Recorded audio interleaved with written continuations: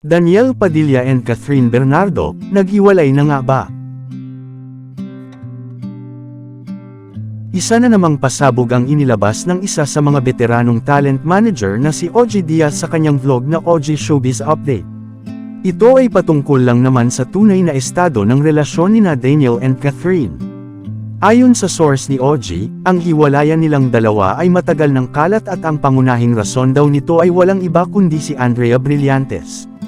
Ayon pa kay OG, talagang pinag-uusapan ngayon sa social media yung nang di umano hiwalayan ni Daniel at Catherine na ang dahilan daw ay, syempre hindi naman to confirm kaya dapat marinig din natin ang panig nila, kasi nililink si Daniel kay Andrea Brillantes.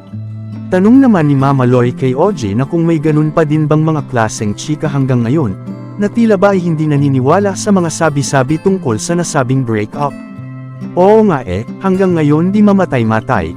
Hindi nga na ang pinagselosan ni Catherine ay si Andrea Brillantes, na may nagchika pa sa akin na nagkikita ng lihim o pasikretong nagkikita si Daniel at si Andrea. Dagdag naman ni OG na parang medyo impossible nga dahil si Daniel ay may pagka-conservative at talagang mahal niya raw si Catherine. Ngunit sabi naman ng source niya na abangan na lang daw ang mga susunod na pangyayari. Ayon naman sa mga netizens na ang lahat ng ito ay pakana lamang ng media upang mapag-usapan na naman ulit ang dalawang ngunit hati naman ang kanilang mga opinyon kung ano nga ba ang tunay, narito ang ilan sa kanila. And maybe all these rumors, and the post itself are all PR. Hindi naman porket magaling mag-PR ang ABS, matatago nila yung so-called break-up for long. Pop-utok at pop-utok yan. Every year na lang silang nadadawat sa ganito, at this point, this isn't believable anymore. Those could be part of PR stunts. Tagal ko na rin nagbabasa here. One thing I think is true. Magaling mag-PR ang ABS.